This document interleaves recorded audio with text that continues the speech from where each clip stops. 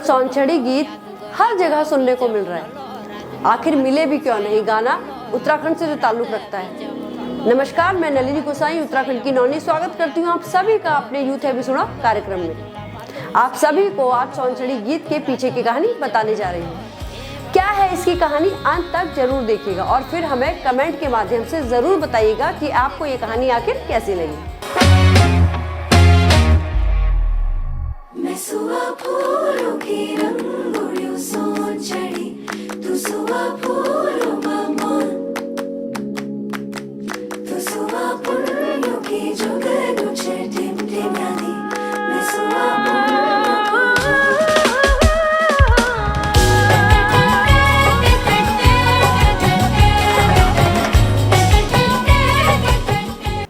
उन दिनों कुमाऊं के पहले राजवंश कत्यूरों की राजधानी बैराट वर्तमान चौखुटिया में हुआ करती थी।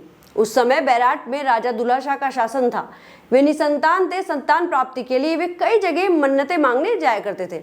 इसी उम्मीद के साथ वे एक दिन बागनाथ मंदिर बागेश्वर पहुंचे। यहाँ उनकी मुलाकात भौट के व्यापारी दंपति सुनपत शौका और गांगुली से हुई।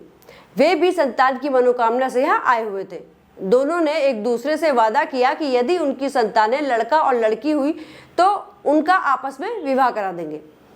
बागनाथ बाबा की कृपा से बैराट के राजा को पुत्र प्राप्ति हुई, जिसका नाम मालूशाही रखा गया। सुनपत और शौका के घर में पैदा हुई लड़की का नाम राजूला रखा गया। समय बीता और बैराट में मालू जवानी की ओर बढ़ने लगा। भोट में रूपवती राजूला का सौंदर्य चर्चित होने लगा। पुत्र जन्म के बाद राजा दुल्हा शाह को ज्योतिषी ने बताया कि राजा तेरा पुत्र बहुरंगी है, लेकिन इसकी अल्प मृत्यु का योग है। इसका निवारण जन्म के 5वें दिन इसका ब्याह किसी नौरंगी कन्या से करने पर ही होगा। फौरन राजपुरोहित को शौका देश रवाना कर दिया गया कि वह राजूला से ब्याह करने की बात तय करके आएंगे। राजपुरोहित के प्रस्ताव से सुनपति सहमत हो गए और फौरन नवजात पुत्री राजूला का प्रतीकात्मक विवाह मालूशाही से कर दिया गया। इसके कुछ समय बाद ही राजा दुल्हा शाह की मृत्यु हो गई। दरबारियों ने इस अवसर का फायदा उठाकर दुष्प्रचार शुरू कर दिया कि जो बालिका मंगनी के बाद अपने ससुर को खा गई, उसके राज्य में पांव रखते ही अनर्थ हो जाएगा। इसलिए बड़े होने पर मालूशाही को यह बात ना बताई जाए। वक्त बीता और दोनों जवान हो चले। राजूला के युवा होने पर सुनपति शौका यह सोचकर व्यथित हुए कि मैंने राजा दुल्हा शाह को इसे बैराट में ब्याहने का वचन दिया है, लेकिन वहां से कोई कुशल खबर नहीं है। इसी बीच एक दिन राजूला ने अपनी माँ से सहज सवाल किया कि माँ, दिशाओं में कौन दिशा प्यारी, पेड़ों में कौन पेड़ बड़ा, गंगाओं में कौन गंगा, देवों में कौन देव, राजाओं का कौन राजा और देशों में कौन देश।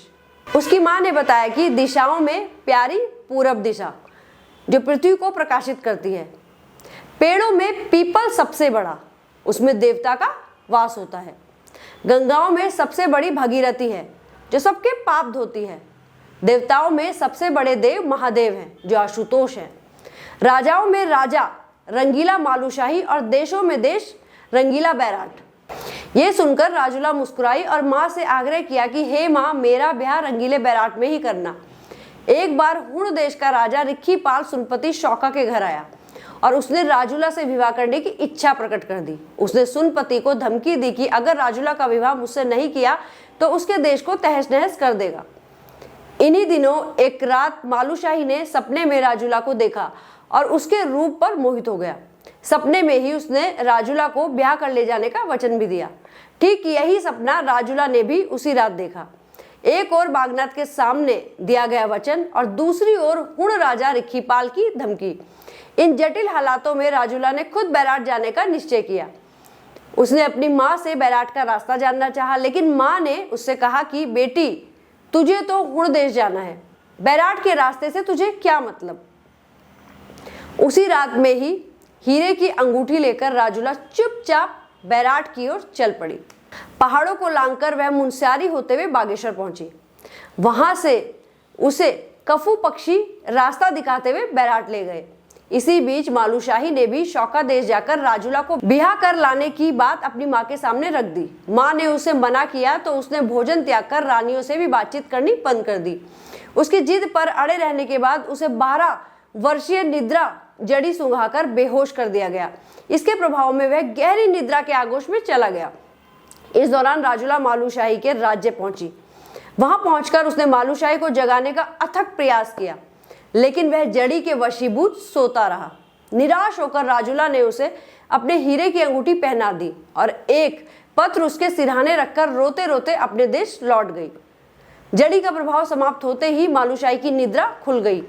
होश में आने पर मालू ने अपने हाथ में राजूला की पहनाई अंगूठी देखी और वह पत्र भी पढ़ा, जिसमें लिखा था कि मालू, मैं तो तेरे पास आई थी, लेकिन तू तो निद्रा के वश में था। अगर तूने अपनी माँ का दूध पिया है तो मुझे लेने हुड़देश आना, क्योंकि मेरे पिता मुझे किसी और के संग ब्याह रहे हैं।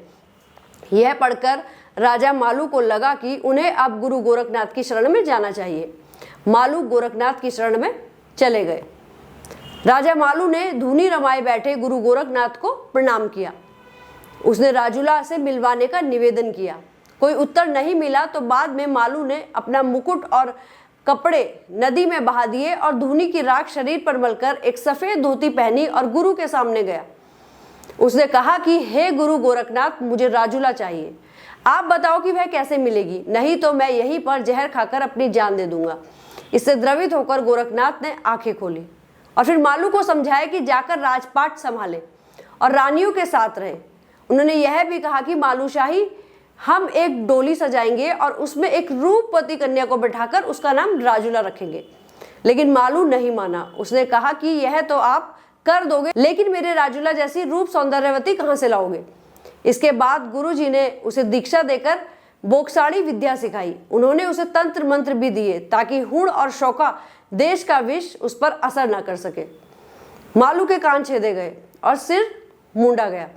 गुरु ने आदेश दिया कि जा मालू, पहले अपनी माँ से भिक्षा लेकर आ, महल में भिक्षा का खाना भी खाकर आ। यहाँ से मालू ने महल पहुंचकर भिक्षा और खाना मांगा। रानी ने उसे देखकर कहा कि जोगी, तू तो मेरे मालू जैसा दिखता है। मालू ने कहा कि मैं तेरा मालू नहीं हूँ, मैं जोगी हूँ, मुझे भोजन करा। रानी ने उसे भोजन परोसा। मालू ने इस भोजन के 5 ग्रास बनाए। पहला ग्रास गाय के नाम रखा, दूसरा बिल्ली को दिया, तीसरा अग्नि के नाम छोड़ा, चौथा ग्रास कुत्ते को दिया, 5वां खुद खाने लगा। यह देखकर रानी धर्मा समझ गई कि साधु के वेश में मेरा पुत्र मालू ही है, क्योंकि वह भी पंचग्रासी था। रानी ने मालू से कहा कि बेटा, तू राजपाट छोड़कर जोगी क्यों बन गया। मालू ने कहा कि बेसब्र ना बन माँ, मैं जल्दी राजूला को लेकर वापस लौटूंगा। मैं अपनी राजूला को लाने के लिए हुणियों के देश जा रहा हूँ। रानी धर्मा के बहुत समझाने पर भी मालू नहीं माना। यह देखकर रानी ने उसके साथ अपने कुछ सैनिक भी भेज दिए। मालूशाही जोगी के वेश में हुण देश पहुंचा। उस देश में जहर बुझे पानी के कुंड थे। जहरीला पानी पीकर सभी बेहोश होने लगे। इसी बीच विष की अधिष्ठात्री विशला ने मालू को देखा तो उसे उस पर दया आ गई। उसने मालू के शरीर से विष निकाल दिया। मालू राजूला के महल पहुंचा तो वहां बड़ी चहल पहल देखी। रिक्की पाल राजूला को ब्याह करके जो लाया था। मालू ने अलख लगाई, दे माई भिक्षा, तो इठलाती और गहनों से लदी राजूला सोने के थाल में भिक्षा लेकर आई और बोली, ले जोगी भिक्षा। जोगी उसे एकटक देखता रह गया। अपने सपनों की राजूला को देखकर वह मोहित हो गया। जोगी रूपी मालू ने कहा, अरे रानी, तू तो बड़ी भाग्यशाली है, यहाँ कहाँ से आ गई। राजूला ने जोगी को हाथ दिखाकर पूछा, बता मेरी हाथ की रेखाएं क्या कहती हैं। तो जोगी ने कहा कि मैं बिना नाम गोत्र के हाथ नहीं देखता। तो राजूला ने बताया, मैं सुनपति शौका की लड़की राजूला हूँ, मेरा भाग्य क्या है। तो जोगी ने प्यार से उसका हाथ अपने हाथ में लिया और कहा, तेरा भाग्य कैसे फूटा, तेरे भाग में तो रंगीले बैराट का मालूशाही था। यह सुनकर राजूला ने रोते हुए कहा कि हे जोगी, मेरे माँ बाप ने तो मुझे रिक्की पाल से ब्याह कर गोट की बकरी की तरह हुण देश भेज दिया। इसके बाद मालूशाही ने अपना जोगी का चोला उतारा और उसे फेंक कर कहा, मैंने तेरे लिए ही जोगी का वेश धारण किया था, मैं तुझे यहाँ से छुड़ा कर ले जाऊंगा। इसके बाद राजूला ने रिक्की पाल को बुलाकर बताया कि ये जोगी बड़ा गुणवान और 100 विधाओं का ज्ञाता है, यह हमारे बहुत काम का हो सकता है। रिक्की पाल मान तो जाता है, मगर जोगी के मुख पर राजा सा प्रताप देखकर आशंकित भी हो जाता है। यह मालू को अपने महल में रख तो लेता है, मगर हरदम उसकी जासूसी करता रहता है। यह राजूला के चोरी छिपे जोगी से मिलने की भनक रिखीपाल को लग ही जाती है। बैराट के राजा मालूशाही को पहचान कर वह उसे मारने की योजना बनाता है। रिखीपाल ने महल में खीर बनवाई और उसमें जहर मिला दिया। मालू को खाने पर बुलाकर उसे जहर बुझी खीर खाने को दे दी गई। खीर खाते ही मालू मर गया। यह देखकर राजूला भी बेहोश हो गई। उसी रात मालू की माँ को मालू ने सपने में आकर बताया कि मैं हूण देश में मर गया हूँ।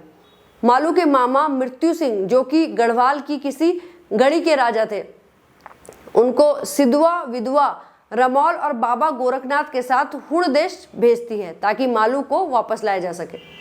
मालू के मामा मृत्यु सिंह सिद्धवा विधवा रमौल के साथ हूण देश पहुंचते हैं। यहाँ पहुंचकर बोक्साड़ी विद्या के प्रयोग से उन्होंने मालू को पुनर्जीवित कर दिया। इसके बाद मालू ने महल में जाकर राजूला को भी जगा दिया। इसके बाद इनके सैनिकों ने हूण सैनिकों के साथ साथ राजा रिखीपाल को भी मार गिराया।